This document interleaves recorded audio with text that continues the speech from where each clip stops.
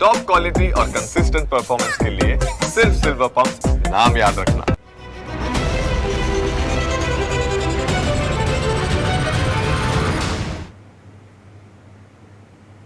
આજની સવાર આજના મોટા સમાચાર સાથે હું યશ આ સમાચાર જોવા અને જાણવા એટલા માટે આપના માટે જરૂરી છે કારણ કે સવાલ દેશની સુરક્ષાનો છે અને જ્યારે દેશની સુરક્ષાનો સવાલ આવે છે ત્યારે અમદાવાદ ક્રાઇમ બ્રાન્ચ હંમેશાથી અગ્રેસર રહી છે અને ફરી એક વખત આવા જ એક મોટા દેશ વિરોધી ષડયંત્રનો પર્દાફાશ થયો છે। અમે તમને આ સમાચારના એક મુદ્દાઓથી વાકેફ કરાવીશું, દેશ વિરોધી ષડયંત્રનો પર્દાફાશ કરીશું, તેના તાર છેક ISIS સાથે જોડાયેલા છે તેની વિગતો સુધી, તેના મૂળ સુધી, તેના બદ ઇરાદા સુધી અને તેમના નાપાક ઇરાદાઓના પર્દાફાશ સુધીની તમામ હકીકત અમે આપને દર્શાવવા જઈ રહ્યા છીએ। તો તમને થતું હશે કે એવું કયું ઓપરેશન છે જે અમદાવાદ ક્રાઇમ બ્રાન્ચે પાર પાડ્યું, કોણે કર્યું વિઝાના નિયમોનું ઉલ્લંઘન, કોણ છે ઇસ્લામિક દેશના લોકો, એ ઇસ્લામિક દેશ કે જ્યાં ISIS જેવું આતંકી સંગઠન સક્રિય છે અને જ્યાં આતંક સિવાય બીજી કોઈ વાત નથી થઈ રહી, જ્યાં લોહી વહેતા વાર નથી લાગતી અને જ્યાં છાશવારે મિસાઇલો છૂટે છે, તે દેશના નાગરિકો ભારતમાં ખોટી રીતે પહેલાં તો આવે ત્યારબાદ કરે છે શું, તે સૌથી મોટો સવાલ બને છે। પરંતુ આ સવાલનો જવાબ અમદાવાદ ક્રાઇમ બ્રાન્ચે શોધી લીધો છે, તો તે સમાચાર પણ અમે આપને દર્શાવવા જઈ રહ્યા છીએ। સંવાદદાતા મિહિર અત્યારે આપણી સાથે જોડાઈ રહ્યા છે અને આપણી સાથે અત્યારે ફિલહાલ કેપ્ટન જયદેવ જોશી પણ જોડાઈ રહ્યા છે। આજના સવારના સૌથી મોટા સમાચાર મિહિર, પહેલાં આપના પાસે વિગતો જાણી લઈએ, કઈ રીતે ક્રાઇમ બ્રાન્ચને આ માહિતી મળી અને અત્યાર સુધીમાં જે કાર્યવાહી કરવામાં આવી છે તેની વિગતો મિહિર આપશો।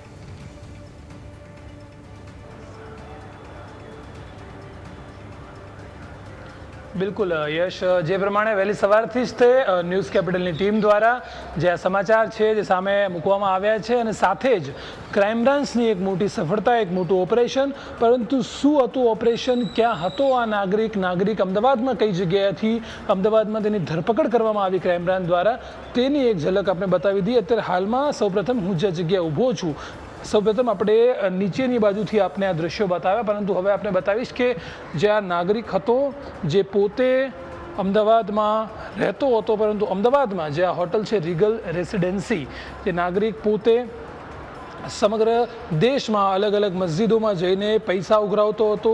અલી મેઘાત અલઝહર નામનો જે 23 વર્ષીય નાગરિક છે, જે મૂળ સિરિયાનો દમાસ્કનો નાગરિક છે, એટલે ટુરિસ્ટ વિઝા પર જે ભારત આવ્યો હતો અને સાથે જ તે આખા દેશમાં પોતે ટુરિસ્ટ વિઝાનો જે ભંગ કરીને આખા દેશમાં પોતે ફરીને મસ્જિદોમાં ગાઝાના પીડિત તરીકે પોતે જે પૈસા ઉઘરાવતો હતો, એક લૂંટ ચલાવતો હતો।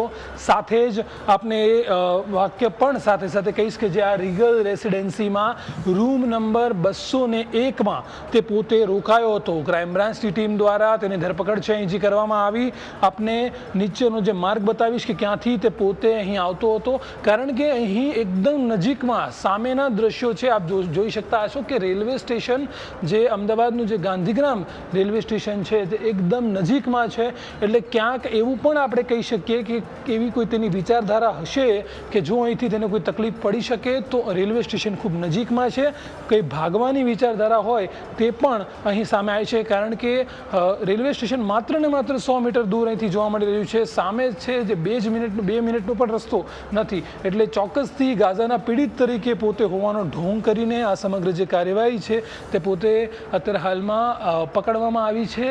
જે ક્રાઇમ બ્રાન્ચ દ્વારા આ વ્યક્તિને આખી ગેંગનો પર્દાફાશ છે જે કરવામાં આવ્યો છે રીગલ રેસિડેન્સી જે હોટલમાં અત્યારે હાલમાં આપને જે દ્રશ્યો બતાવું છું 201 નંબરમાં રોકાયો હતો અને પોતે ગાઝાના પીડિતોનો ચહેરો પણ બતાવતો હતો, મસ્જિદોમાં જઈને લાખો રૂપિયાની ઉઘરાણી કરતા હતા, લૂંટ ચલાવતા હતા અને પોતે આખરે તે પૈસાથી ગોરખ ધંધો કરતા હતા। જ્યારે પ્રધાનમંત્રી નરેન્દ્ર મોદીને હવે આવવાના 2 થી 3 જ દિવસ બાકી છે ત્યારે ખૂબ જ મોટી સફળતા છે જે ક્રાઇમ બ્રાન્ચને હાલ મળી છે અને જે નાગરિકની ધરપકડ કરવામાં આવી છે તેને વધુમાં વધુ પૂછપરછ છે તે પણ હાલ શરૂ છે. એટલે ચોક્કસથી અત્યારે હાલમાં ક્રાઇમ બ્રાન્ચ દ્વારા ખૂબ જ મોટી સફળતા, ખૂબ જ મોટું ઓપરેશન છે જે અત્યારે પાર પાડવામાં આવ્યું છે.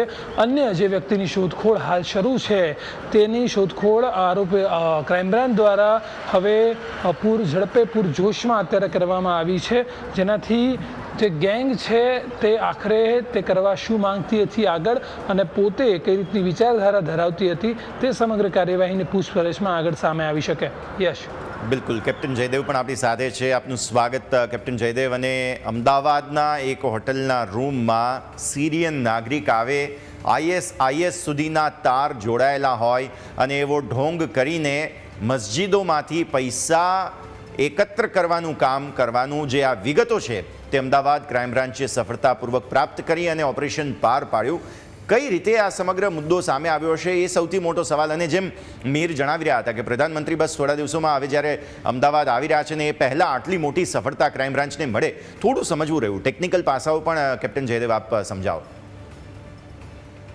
જી જી સર્વપ્રથમ તો યશજી, આપના માધ્યમથી, ન્યૂઝ કેપિટલના આ પ્લેટફોર્મના માધ્યમથી આપણે અમદાવાદ ક્રાઇમ બ્રાન્ચ અને આની સાથે જોડાયેલી બધી જ સુરક્ષા, ડિટેક્ટિવ, ઇન્વેસ્ટિગેટિવ બધી એજન્સીને ખૂબ ખૂબ આપણે એમને સેલ્યુટ કરવા જોઈએ અને એમને બિરદાવવા જોઈએ એમના કામ માટે. એક વાત, શું કામે આવું કરવું જોઈએ?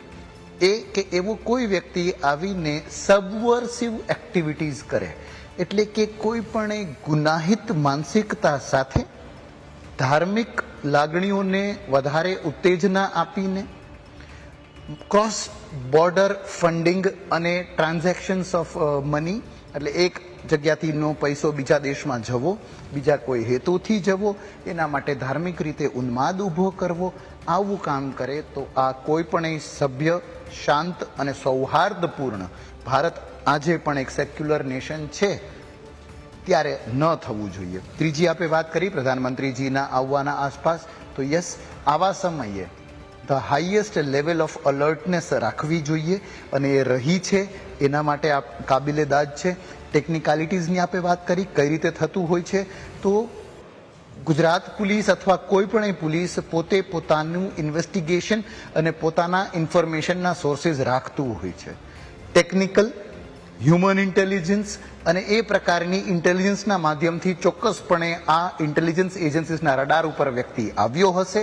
એ ઇન્ટેલિજન્સ પ્રાપ્ત થયા પછી બૂટ્સ ઓન ગ્રાઉન્ડ, એટલે જમીન ઉપર કામ કરનાર લોકોએ કદાચ રેકી કરી હશે, પેટ્રોલિંગ કર્યું હશે, એને ઉપર નજર રાખવામાં આવી હશે, ચાંપતી નજર રાખી હશે, અમુક દિવસો અથવા કલાકો, જે સમય હોય, જેવી અનુકૂળતા હોય એ પ્રમાણે, જેટલી માહિતી હોય એના આધારે, અને એ પછી એને અત્યારે ગિરફ્તમાં લેવામાં આવ્યા છે. તો ધ ટેકનિકાલિટીઝ વધુ તો એ જ કહી શકાય કે ઇન્ટરનેટના માધ્યમથી, મની ટ્રેલ, જે પૈસાનું મૂવમેન્ટ થતું હોય છે તેના માધ્યમથી, અને એને જે હ્યુમન ઇન્ટેલિજન્સ આપણે કહીએ કે યસ, આના વિશે વધુ જાહેરમાં આપણે ન બોલાતું હોય પણ ખૂબ જ મજબૂત ATS હોય, ગુજરાત પોલીસ, અમદાવાદ પોલીસની ક્રાઇમ બ્રાન્ચ હોય, કોઈ પણ હોય, એમનું ખૂબ મજબૂત હ્યુમન ઇન્ટેલિજન્સ, એમના ઇન્ફોર્મર્સ પણ આપ જો કહેવું હોય તો લૂઝલી એ શબ્દ વાપરી શકાય, એ હોતા હોય છે. અને એના કારણે આ પ્રકારે ઇન્ટેલિજન્સ જો મળે, ઇન્ટેલ ઉપર કામ કરનાર વ્યક્તિ પણ જમીન ઉપર મોજૂદ હોય છે. બિલકુલ. હવે જરા વિગતે વાત કરીએ કે આ મુદ્દો છે શું. સિરિયન નાગરિક છે જે અમદાવાદ ક્રાઇમ બ્રાન્ચના રડાર પર હતો. તેની ગતિવિધિ શંકાસ્પદ હતી અને તેના નિશાના પર દેશની સુરક્ષા હતી, અને એટલે જ તેના મૂળ સુધી પહોંચવું પણ જરૂરી હતું. અલી મેઘાત નામનો આ વ્યક્તિ કે જેની ક્રાઇમ બ્રાન્ચે ધરપકડ કરી, કેટલાક ચોંકાવનારા ખુલાસા આ ધરપકડ બાદ થયા છે, એ વાત પણ હવે તમારા સુધી પહોંચાડીએ. એ પહેલાં એ વાત જાણવી જરૂરી છે કે આ સિરિયન નાગરિકો ટુરિસ્ટ વિઝા પર ભારત આવે છે, અને અગાઉ અમે તમને જણાવેલું હતું કે અન્ય રાજ્યોમાં તે પહેલાં ફરે અને ભારતમાં ગમે ત્યાં અલગ અલગ વિસ્તારોમાં જાય, અલગ અલગ મસ્જિદોમાં જાય, છેલ્લે તે અમદાવાદ આવ્યો. પણ અમદાવાદ ક્રાઇમ બ્રાન્ચ તેમના પર નિશાન લગાવીને જ બેઠી હતી. અને તમને સવાલ થતો હશે કે આ ગેંગ કરતી શું હતી, એ પણ હવે આપણે જાણીએ. મીર, બેઝિકલી આ જે ગેંગ છે તે ભારતમાં અલગ અલગ વિસ્તારોમાં ફરે છે, કરે છે શું, કઈ રીતે દેશ વિરોધી પ્રવૃત્તિ કરતા હતા, મીર હવે એ જણાવો.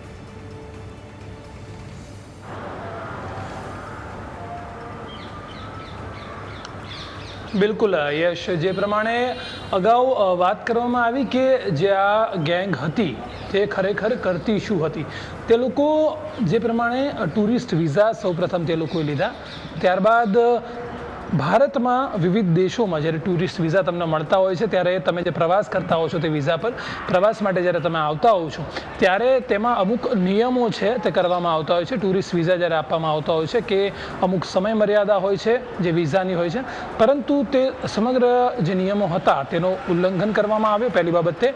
બીજી બાબતની વાત કરવામાં આવે તો તે લોકો ભેગા મળીને શું કરતા હતા, તે લોકો ભેગા મળીને તે લોકો આખો આ એક પ્લાન છે જે ઘડ્યો હતો. પોતે બધા જ લોકો જેટલા પણ આમાં સંડોવાયેલા છે એ લોકોએ એક પ્લાન રચ્યો હતો કે કઈ રીતે જે ગાઝામાં અટેક થયો છે, ગાઝામાં જે વોર થઈ છે, જે અટેક થયો છે, તેમાં જે પીડિતો હતા તે લોકોના ફોટા આ લોકો પાસે હતા. તે ફોટા લઈને આવ્યા હતા અને સાથે જ પોતે તે લોકો તેના પીડિત હોય તેવી રીતની વાત છે તે સામે મૂકતા હતા. જે તે જગ્યા પર જે તે રાજ્યોમાં મસ્જિદોમાં તેમનો મુખ્ય ટાર્ગેટ તેમનો મસ્જિદો હતો.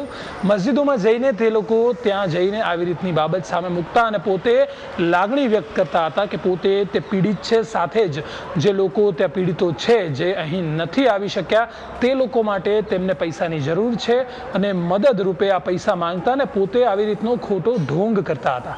આવી રીતનો ખોટો ઢોંગ કરીને લાખો રૂપિયાની ઉઘરાણી છે તે લૂંટ તરીકે તેમણે ચલાવી હતી.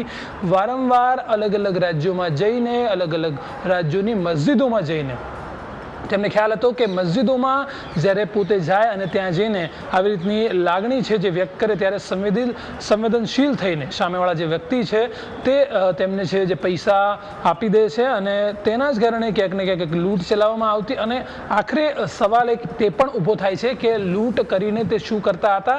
હાલ પૂરતી જે માહિતી મળી છે કે આ સમગ્ર જેટલા પણ લોકો હતા જે આ ગેંગમાં સંડોવાયેલા હતા તે બધા જ ગોરખ ધંધો પોતે કરતા હતા, ગોરખ ધંધો ચલાવતા હતા. એટલે ક્યાંક ને ક્યાંક એવું કહી શકીએ કે સમગ્ર જેટલા પણ આ પૈસા હતા જે ઉઘરાવવામાં આવતા હતા, જે લૂંટ કરવામાં આવતી હતી, તેમાં પૈસા ઉઘરાવીને સમગ્ર જગ્યા પરથી પૈસા ભેગા કરીને ત્યારબાદ આવી રીતનો ગોરખ ધંધો તે લોકો ચલાવતા હતા. એટલે અહીં આપણે એ પણ ગણી શકીએ કે અમદાવાદમાં તે હતા તો અમદાવાદમાંથી પણ ક્યાંકથી ને ક્યાંકથી તે લોકો પૈસા લઈ આવ્યા હશે અને અમદાવાદ પછી પણ તેમને જો કઈ જગ્યાએ જવાનું છે, કોઈ રાજ્યમાં બીજા કોઈ રાજ્યમાં જઈને ત્યાંથી પણ આવી રીતે પૈસા ઉઘરાવવાના હતા કે કેમ તેની અત્યારે પૂછપરછ છે તે ક્રાઇમ બ્રાન્ચ દ્વારા કરવામાં આવી રહી છે. ચોક્કસથી હાલ આપણે એવું કહી શકીએ કે ખૂબ જ મોટું એક ઓપરેશન, મોટી એક સફળતા ક્રાઇમ બ્રાન્ચને મળી છે. કારણ કે અગાઉ પણ મેં જે વાત કરી કે દેશના પ્રધાનમંત્રી જ્યારે અમદાવાદમાં આવવાના હોય અને ગણતરીના દિવસો જ જ્યારે બાકી હોય ત્યારે એટલી મોટી સફળતા મળવી તે ખૂબ જ મોટી બાબત છે. એટલે અત્યારે હાલમાં જે વિચારધારા તેમની સામે આવે છે, કારણ કે જેને ખોટું જ કરવું છે, જેને ઢોંગ જ કરવા છે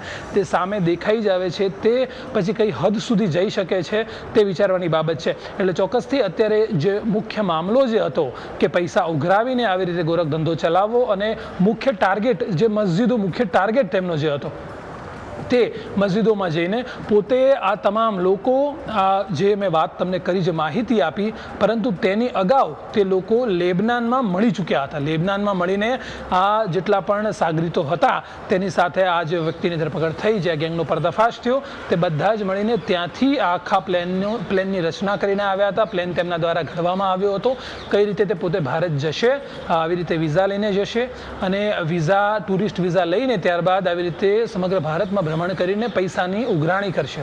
એટલે ચોક્કસથી જેના મન જ મેલા છે તેની વિચારધારા કેટલી મેલી હશે. એટલે હવે આગળ આ કાર્યવાહી જે કરવામાં આવી છે તેમાં જે એક ફરાર છે તેની શોધખોળ હાલમાં શરૂ છે અને ક્રાઇમ બ્રાન્ચ દ્વારા ખૂબ જ મોટી સફળતા ક્રાઇમ બ્રાન્ચને હાલમાં મળી છે. યશ, બિલકુલ આ મોટી સફળતા અને સાથે સાથે જે પૈસા ઉઘરાવવાની વાત છે તેની વિગતો હવે દર્શક મિત્રો આપને આપીએ. આ જે સિરિયન ગેંગ છે તે નાગરિકોનો ઈરાદો માત્ર અને માત્ર રૂપિયા ઉઘરાવવાનો હતો. હાથમાં તસવીરો રાખતા ગાઝા પીડિતોની અને પોતે પણ એમ જ કહે કે હું પણ એ પીડિતોમાંથી એક છું એવો ઢોંગ કરે. બંને ઇસ્લામિક દેશોમાંથી હતા અને તેમના નિશાને હતી મસ્જિદ. જ્યાં જ્યાં મસ્જિદો આવેલી હતી તે મસ્જિદના મૌલવીઓને તેઓ મળે. જ્યારે નમાઝ અદા થાય ત્યારે અલ્લાહની બંદગી થાય એ પહેલાં તેઓ પોતે ગંદકી ફેલાવતા અને ઉઘરાણા શરૂ કરી દેતા. કારણ કે કુરાનમાં તો લખ્યું છે કે મદદ કરશો તો અલ્લાહ ખુશ થશે, પણ અહીં આ જ સિરિયન ગેંગના લોકો ખુશ થઈ જતા અને આ રૂપિયાનું તે શું કરતા હતા એ જાણવું પણ બહુ જરૂરી છે. હવે કેપ્ટન જયદેવ, માત્ર અને માત્ર પૈસા ઉઘરાવવાની આ સમગ્ર મેલી મુરાદ હોય તેવી પ્રાથમિક વિગતો જે છે તે સામે આવી રહી છે. એટલે સિરિયાથી લોકો આવે, ભારતમાં આવા પ્રકારની એક્ટિવિટીઝ થતી હોય, પૈસા ઉઘરાવવામાં આવે અને મોજ શોખમાં પૈસા વાપરવામાં આવે છે. માત્ર આ એંગલ હોઈ શકે કે કોઈ અન્ય એંગલ, કેમ કે ISIS સુધી તાર જઈ રહ્યા છે. Captain Jaydev. Very nice question યશજી, આપે જે પૂછ્યો છે કે આ માત્ર ફંડ રેઇઝિંગ નહોતું યશજી, અને જે એટલા માટે જ આપે જે સેકન્ડ ક્વેશ્ચન પૂછ્યો કે માત્ર આ જ મેલી મુરાદ હોઈ શકે કે પછી બીજું કાંઈ પાછળ હોય, તો આ માત્ર ફંડ રેઇઝિંગ નથી. આ શું છે? વિશ્વના બીજા કોઈ ખૂણામાં એક દેશ અને એક જાહેર કરાયેલ આતંકી સંગઠન વચ્ચેની લડાઈ અને એના કારણે જે પીડિતો છે, યસ, માનવતાને ચોક્કસ સલામ છે, માનવતા માટે કામ થવું જ જોઈએ, શાંતિ સ્થપાવી જ જોઈએ. આપણા પ્રધાનમંત્રીજી પણ બંને સાઈડને એ જ અપીલ કરી રહ્યા છે. ઓફિશિયલી એમણે ઘણી બધી વખત ઇઝરાયલને પણ કહ્યું છે કે બને ત્યાં સુધી, જેટલું જલ્દી બને તેટલું ત્યાં શાંતિનો માહોલ સ્થપાવવો જોઈએ. એ છે, પણ આવા દૂર જગ્યાએ કોઈ એક આતંકી સંગઠન, દેટ્સ વેરી ઇમ્પોર્ટન્ટ. હમાસ જે છે એ એક જાહેર કરાયેલું આતંકી સંગઠન છે. એણે કંઈ હમલો કર્યો અને એના હમલામાં એક દેશ પોતાના નાગરિકોને ખતમ કરવામાં આવ્યા, પોતાના ઉપર એક્ઝિસ્ટેન્શિયલ થ્રેટ, આ શબ્દ વપરાણા, પોતાના અસ્તિત્વની જે લડાઈ છે, એ ભય છે, એની લડાઈ લડતો હોય ત્યારે બીજા દેશમાં આવીને, ભારત જેવા દેશમાં આવીને ધાર્મિકતાને આધાર બનાવીને, અને ધાર્મિકતા પણ કદાચ નહીં, હું તો એમ કહીશ કે આ વેગળું છે ધાર્મિકતાથી, પણ કોઈ પણ એક કટ્ટરવાદને ધ્યાનમાં રાખીને ફંડ રેઝ કરવું એ ખાલી પૈસા ભેગા કરવા નથી ને. એનો એક્ઝેક્ટલી આન્સર આપે જે પૂછ્યું એ કે મોજ શોખ કરાતી હોય, પોતે ખૂબ લેવિશલી રહે, સરસ રીતે રહે, પોતાના ઇન્ટરનેશનલ ટ્રાવેલ કદાચ ફંડ કરતો હશે, એ સિવાય કોણ જાણે કેટલું કેટલું કરતો હશે, એ તો ઇન્વેસ્ટિગેશનમાં બહાર આવશે. પણ આ દગો છે એ ભારતીય નાગરિકો સાથે પણ, અને એવા નાગરિકો સાથે પણ જેની સામે તમે વાત માનવતાની લઈને જાઓ છો, હ્યુમેનિટેરિયન કોઝની લઈને જાઓ છો, પણ એ દગો એટલા માટે કે તમે ફંડ લઈને આવો છો, વાપરો છો ક્યાંય બીજી જગ્યાએ. આ હજી ટૂંકી દ્રષ્ટિ હશે. લાંબી દ્રષ્ટિ શું છે? ગાઝામાં કંઈક એવું બની રહ્યું છે કે જ્યાં કોઈ એક ચોક્કસ ધર્મના લોકો, શિયા મુસ્લિમો, સુન્ની મુસ્લિમો, કે જે કંઈ પણ એણે જે રોક્યું હોય એ લોકો ત્યાં ખતરામાં છે, અને આવો જ ખતરો અહીંયા છે, આવી વાતો કરાતી હોય છે. એ ઘણા બધા ઇન્વેસ્ટિગેશનમાં બહાર આવી છે. તો આ કોઈ પારકી લડાઈ, આતંકી સંગઠનની લડાઈ લઈને આપણા દેશમાં, ગુજરાતની જમીન ઉપર આવીને ધાર્મિક વૈમનસ્ય ફેલાવવું, એ પણ આપણા લોકોની માનસિકતા સાથે, આપણા સાયકોલોજી સાથે અને આપણી સમાજ વ્યવસ્થા સાથે, કોમી એકતા સાથેનો પણ દગો છે. અને કારણ કે આપે સિરિયાની વાત કરી, બીજી વાત કરી, ISISની ઇન્ફોર્મેશન આપી, આ બધા આતંકી સંગઠનો યા તો પૈસાના જોરે, and that's where it becomes more sinister, વધુ પાશવી અને દાનવી ત્યાં થાય છે જ્યારે આપણા યુવાનોને ધાર્મિક રીતે વાત કરીને અને ધર્મના સિદ્ધાંતોથી વેગળું થઈને ફંડામેન્ટલ રેડિકલિઝમ, ધર્માંધતાની હદે જઈને કટ્ટર બનાવીને આતંકી બનાવે છે. કેરલામાં આવું બન્યું છે, બીજા એક બે રાજ્યોમાં, Maharashtra if I am not wrong, ત્યાં આવું બન્યું છે કે વિદેશી સંગઠનો માટે ખુદ હ્યુમનલી ટ્રાય કરતા, એટેક કરતા અને ટેરરિઝમને સહારો લેતા આપણા યુવાનો સંડોવાયેલા છે, પકડાયેલા છે, ને એનો ખામિયાજો એમણે ને એમના પરિવારે પણ ભોગવવો પડ્યો છે. તો આ માત્ર પૈસો નથી, માત્ર વિચાર નથી, માત્ર દેશની કોમી એખલાસ નથી, પણ આપણા યુવાનો, એમના ભવિષ્ય અને ડિરેક્ટલી એમના પરિવાર અને એમના જીવતર સાથેનો પણ ધોખો, અને આ એના ઉપર તરાપ મારવાનો પ્રયત્ન છે. બિલકુલ મિહિર, એ વિગતો હવે દર્શક મિત્રોને દર્શાવીએ જે હોટેલમાં રોકાઈને આ દેશ વિરોધી તત્વોએ પ્લાન ઘડ્યો. શરૂઆતમાં તમે જે દ્રશ્યો બતાવ્યા હતા તે વિગતો હવે આપણે ખાસ આપીશું. એ રૂમ નંબર અને એ રૂમમાં જે રીતે દેશ વિરુદ્ધ ષડયંત્ર રચવામાં આવી રહ્યું હતું એ વિગતો મિહિર હવે આપણે દર્શક મિત્રોને દર્શાવીએ.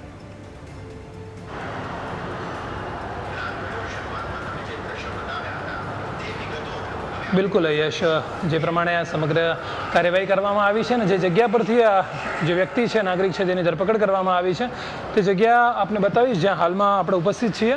તમે જે પ્રમાણે જુઓ છો કે રીગલ રેસિડેન્સી કે જ્યાં આ વ્યક્તિની ધરપકડ કરવામાં આવી, જ્યાં વ્યક્તિ રોકાયો હતો, અને અગાઉ જે પ્રમાણે આપણે માહિતી આપને આપી કે કેટલા લોકો બીજા સાથે હતા કે જે એમના ગેંગ મેમ્બર્સો છે, જે ગેંગ આખી જે અત્યારે હાલમાં પર્દાફાશ થઈ છે, એટલે સાથે જ તે જે બીજા વ્યક્તિઓ હતા, કારણ કે આ એક જે અલી મેઘાત નામનો જે વ્યક્તિ છે જેની ધરપકડ કરવામાં આવી છે, તે પોતે અહીં રોકાયો હતો, અને સાથે જ તે વાત કરીએ કે અન્ય જે 3 લોકો છે જે ભારત આવ્યા હોય તેવું પણ ખુલાસો થયો હતો.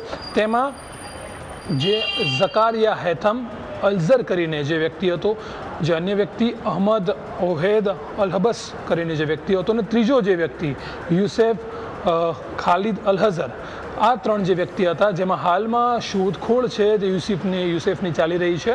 એટલે ચોક્કસથી હું પ્રયત્ન કરીશ કે જેટલું બને એટલું આપણે નજીક જઈને જે દ્રશ્યો છે તે બતાવી શકીએ, કારણ કે અત્યારે હાલમાં રીગલ રેસિડેન્સી જે હોટલ છે તેની અંદરના ભાગે જે રૂમ છે ત્યાં આ જે વ્યક્તિ છે જે રોકાયો હતો, આપને હાલમાં રિસેપ્શન જે એરિયા છે જે આપને દેખાતો હશે તે જગ્યા પરથી સમગ્ર માહિતી મેળવીને વ્યક્તિ જે હતો જેની ધરપકડ થઈ છે તે પોતે અહીંયા રોકાણો હતો. સાથે જ જે અન્ય વ્યક્તિઓ જે તેના ગેંગ મેમ્બર્સ જેની પર્દાફાશ અત્યારે કરવામાં આવી છે તે પણ વાત કરીએ કે સમગ્ર માહિતી છે અત્યારે સામે આવી છે. એટલે ચોક્કસથી હાલ આપ જે પ્રમાણે રીગલ રેસિડેન્સીનું જે બોર્ડ આપ જોતા હશો, જે હોટલ આશ્રમ રોડ ખાતે આવેલ છે, જે વાત કરી કે ગાંધીગ્રામ રેલવે સ્ટેશન જે માત્ર 100 મીટર દૂર છે, એટલે અહીં આટલી નજીક હોટલ રાખવાની જે વાત છે તે પણ ક્યાંક ને ક્યાંક સવાલો ઘણા ઊભા કરે છે, કારણ કે ઘણી બધી અમદાવાદમાં 5 સ્ટાર હોટલો છે, પરંતુ જે વ્યક્તિ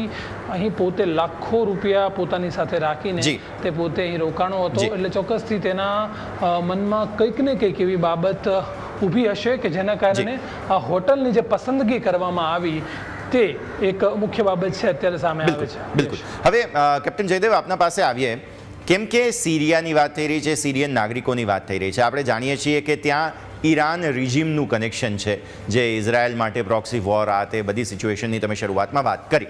પરંતુ સવાલ એ બને કે જો ઈરાનનું રિજીમ છે, આમ જોવા જાવ તો ઓફિશિયલી તો ભારત સાથે સારા સંબંધો, આપણે ક્રૂડ વગેરે પણ ત્યાંથી ઘણું બધું મગાવેલું છે. હવે આવી સ્થિતિમાં સિરિયન નાગરિકો ભારતમાં કરે છે શું, એ સૌથી મોટો સવાલ બને. થોડું અગર થિયોરેટિકલી આને સમજી શકીએ કેપ્ટન જયદેવ. જી ઈરાનનું રિજીમ જે કંઈ પણ હોય, સિરિયાનું રિજીમ જે કંઈ પણ હોય, મિડલ ઇસ્ટમાં એક અરબ રેવોલ્યુશન હતું આજથી અમુક દશકાઓ પહેલા, પણ એ અરબ રેવોલ્યુશન પછી એ સારી વાતો થવાને સાથોસાથ કેટલીક કટ્ટરતાનો સમય પણ એ હતો, અને એ સમયાંતરે વધતી જ ગઈ છે. સાવ એક જ લાઈનમાં એક વાત કહી દઉં યશજી, કે અફઘાનિસ્તાન હોય, ઈરાન હોય, ઇવન ઈરાક પણ હોય, આ બધા જ જ્યાં મેક્સિમમ લોકો ઇસ્લામ ધર્મ પાળે છે, એ લોકો પણ આજથી 25, 30, 40 વર્ષ પહેલા કોઈ પણ યુરોપીય દેશ જેટલા એડવાન્સ્ડ હતા. એ એમની ભાષા, ઓફિશિયલ લેંગ્વેજીસ, પહેરવેશ, ખાણીપીણી અને એમના મહિલાઓના મૂવમેન્ટ, એમના મહિલાઓના સમાજમાં સ્થાનના કારણે પુરવાર કરી શકાય કે કોઈ પણ યુરોપિયન દેશ સાથે તુલનામાં આવી શકે, આવું ઘણા બધા ઇસ્લામિક કન્ટ્રીઝમાં હતું. પણ આજે કટ્ટરતાનું જે મોજું ફરી વળ્યું છે તેના કારણે ઈરાન ભલે આપણી સાથે વેપાર કરે, સિરિયા ભલે એક સારું રાષ્ટ્ર અને એક મેલોડ ડાઉન મધ્યમ માર્ગ લેનારું રાષ્ટ્ર તરીકે પોતાની જાતને પ્રોજેક્ટ કરતું હોય, પણ આ બધા રાષ્ટ્રો પોતાના દેશમાંથી ઉદ્ભવતા કટ્ટરવાદને અટકાવી શક્યા નથી. આ બધા દેશોમાં આપ જુઓ તો એક ચક્રી શાસન ચલાવનાર, ઈરાનમાં કઈ રીતે અત્યારે એક ચક્રી શાસન ચાલે છે, ઈરાકે તો ખુદ સરમુખ હથિયાર જોયો, સિરિયામાં શું હતું, ઘણા બધા સમયે ઇજિપ્તે પણ યસ કહેવાતી ડેમોક્રેસી જોઈ છે, અને કોઈ એક બહુ જ મજબૂત નેતા જે કહે તે બધું કરવું એ જોયું છે. તો આ લોકો પોતે પોતાની સત્તાની ખુરશી ઉપર ટકી રહે તેના માટે જે 3 વસ્તુની, 2 અને ત્રીજી થોડી ઓછી પણ યસ તોય 3 વસ્તુની જરૂર હોય.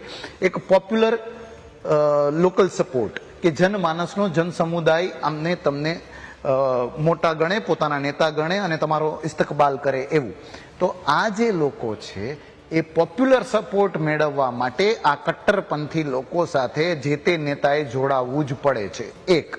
બીજું, ત્યાં જો ટ્રેડ કરવો હોય, વેપાર કરવો હોય તો આ લોકોને સાથે રાખીને કોઈને કોઈ રીતે એને ધર્મ સાથે જોડીને પણ ચેરિટીની વાતને અને એના માટે કરાતા ડોનેશનને અને દરેક વ્યક્તિએ પોતે ડોનેટ કરવું જોઈએ, આવી વાતોના કારણે બ્રેઇન વોશ કરીને પણ ફાઇનાન્સિંગ, ફંડિંગ માટે પણ આવા કટ્ટરપંથી ઓર્ગેનાઇઝેશનની જરૂર છે.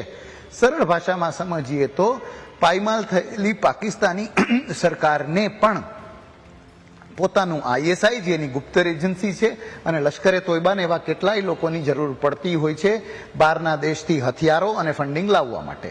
ત્રીજી જે થોડી ઓછી વાત પણ એ છે કે આ બધા દેશોમાં થતા રેડિકલાઇઝેશન અને એને ફંડ કરવા માટેનું ડ્રગ ટ્રાફિકિંગ અને બીજા એન્ટી અમેરિકા સેન્ટિમેન્ટને હવા દેવાનું કામ. ચૂંટણીઓ જીતવી હોય તો એન્ટી અમેરિકા, એન્ટી વેસ્ટ થવું પડે, એ ત્યાં ફરજ પડી છે અને એના કારણે ડ્રગ્સ હોય, વેપન્સ હોય, ક્યારેક માનવીઓ પણ એ હ્યુમન ટ્રાફિકિંગ જેવું કહો તો એના પણ અગિણત કેસીસ જોવામાં આવ્યા છે. તો આ બધી બાબતોના કારણે મુખોટો યશજી કોઈ પણ એ અલગ હોઈ શકે, ઈરાનનો, સિરિયાનો, ઇજિપ્તનો, બીજા દેશોનો, પણ એ મુખોટાની પાછળ, પડદા પાછળના એવા એક્ટર્સ છે જેમણે વૈશ્વિક શાંતિને ચોક્કસપણે ડખોડી છે, પૈસાથી, ડ્રગ્સથી, બ્રેઇન વોશિંગ કરીને, ટેરર એક્ટિવિટી કરીને. બહુ સરસ રીતે સમજાવ્યું. મેં એટલા માટે જ છેલ્લે આ સવાલ પૂછ્યો હતો કારણ કે આ સમગ્ર મુદ્દો છે તેનું સંક્ષિપ્ત આપના આ જવાબમાં થઈ રહ્યું છે. કેપ્ટન જયદેવ અને મિહિર, આપ બંને અમારી સાથે જોડાયા, સમગ્ર વિગતો અમારા દર્શક મિત્રો સુધી પહોંચાડી છે. ખૂબ ખૂબ આભાર. તો દર્શક મિત્રો, જે રીતે આપણે સમજ્યા મધ્ય પૂર્વ એટલે કે મિડલ ઈસ્ટ જ્યાં તણાવ અને એ દેશનો કોઈ નાગરિક ભારતમાં આવીને પૈસા એકત્ર કરી રહ્યો છે તો તેની શું પ્રકારની મંશા હોઈ શકે તે આ રજૂઆતમાં આપણે સમજવાની કોશિશ કરી છે. આ વિશેષ રજૂઆતમાં હાલ બસ આટલું જ. મને યશના આપશો રજા. આગળના અપડેટ્સ માટે આપ જોતા રહો ન્યૂઝ કેપિટલ ગુજરાત.